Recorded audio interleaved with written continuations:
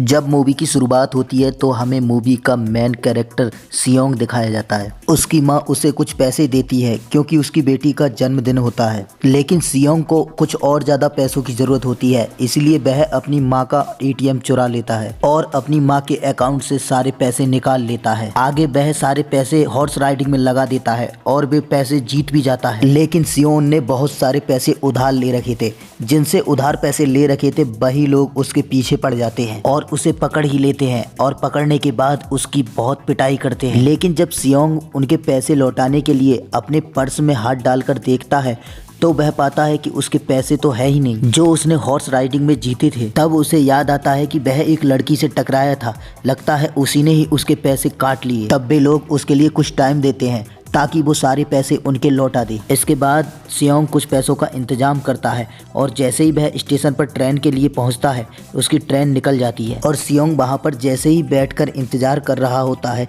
तभी उसके पास अचानक से एक आदमी आता है जो कि एक अननोन पर्सन था। वह सियोंग उसके बारे में पहले से कुछ नहीं जानता था। तभी वह पर्सन सियोंग से एक गेम खेलने को कहता है और कहता है कि अगर तुम इस गेम में जीत गए तो मैं तुम्हें बहुत सारे पैसे दूंगा। सियोंग इतने सारे पैसे देखकर खेलने के लिए राजी हो जाता है। इसके बाद सियोंग बहुत सारी पिटाई खाने के बाद में गेम को जीत जाता है, यानी वो लगभग 1 लाख वॉन हासिल कर लेता है। इसके बाद वह आदमी सियोंग को एक कार्ड देता है और कहता है कि अगर तुम्हें और पैसे जीतने हैं तो इस पर कांटेक्ट करना। आगे सियोंग को अपनी बेटी की स्टडी के लिए और घर के लिए बहुत सारे पैसों की जरूरत थी, तो इसलिए सियोंग उस कार्ड वाले नंबर से कांटेक्ट करता है। तभी वहां पर एक गाड़ी आती है और सियोंग को ले जाती है जहां पर और भी लोग थे और उन सारे लोगों को बेहोश कर दिया जाता है। और जब उन सब लोगों की आंखें खुलती हैं तब वह अपने आप को एक ऐसे कमरे में पाते हैं जहां पर 456 लोग थे। वहां पर एक लीडर भी था जो कि एक आदमी ही था जो उन पर नज़र बनाए हुए रखा था।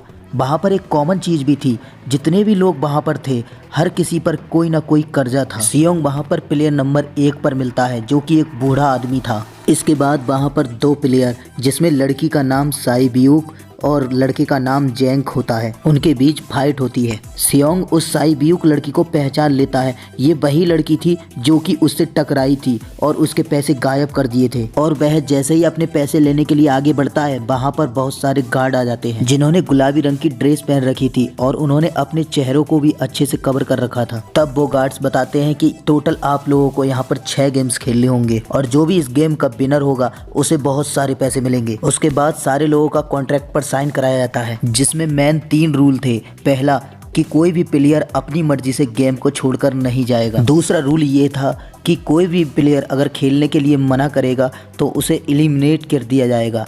एलिमिनेट का मतलब क्या है ये तो हम आगे ही जानेंगे। और तीसरा रूल ये था कि अगर मेजॉरिटी इस गेम को खेलना नहीं चाहती तो वह छोड़कर जा सकते हैं। उसके बाद उन सबको गेम के लिए ले जाया जाता है। सियोंग वहाँ पर अपने क्लासमेट से भी मिलता है जिसका नाम सेंग बू था। सियोंग उसे वहाँ पर देखकर अचंभित होता है क्योंकि वह तो बिजनेस के सिलसिले में बाहर गया हुआ था। पहले गेम में एक बहुत बड़ी गुड़िया थी जिसका नियम था कि जब भी गुड़िया गाना गाएगी सभी को आगे बढ़ना है और जैसे ही गाना बंद कर देगी एक जगह रुक जाना है और इधर उधर हिलना नहीं है। अगर कोई हिल गया तो उसे एलिमिनेट कर दिया जाएगा। अब स्टार्टिंग में तो सभी को ये गेम हल्का सा लग रहा था, लेकिन जब एक लड़का हिल जाता है तब उसे शूट कर दिया जाता है, यानी मार दिया जाता है।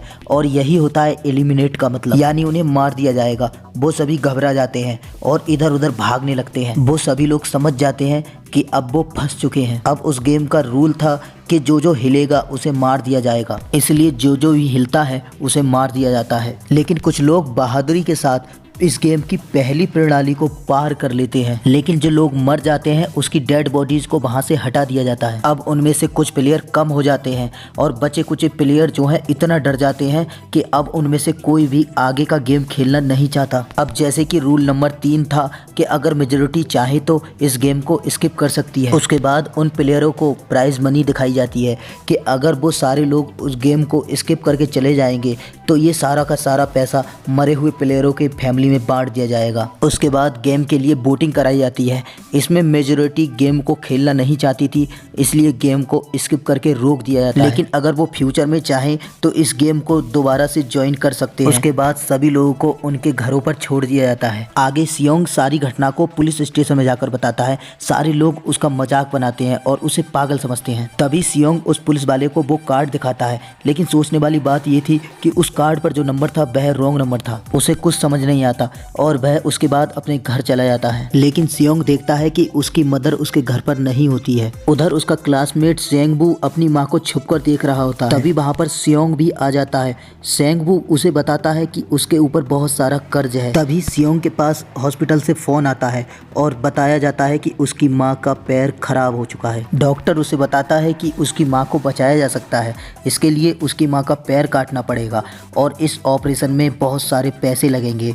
और हालांकि सियोंग के पास तो पैसे थे ही नहीं, क्योंकि उसने तो पहले ही अपनी माँ के इंश्योरेंस के पैसे उड़ा दिए थे। सियोंग पैसे मांगने के लिए अपनी एक्स वाइफ के पास जाता है और उसकी एक्स वाइफ उसे पैसे देने से इनकार कर देती है। उसके बाद उसकी एक्स वाइफ का हस्बैंड उसे पैसे देने के लिए आता है और साथ ही साथ कहता है कि उसकी फैमिली से वह दूर रहे।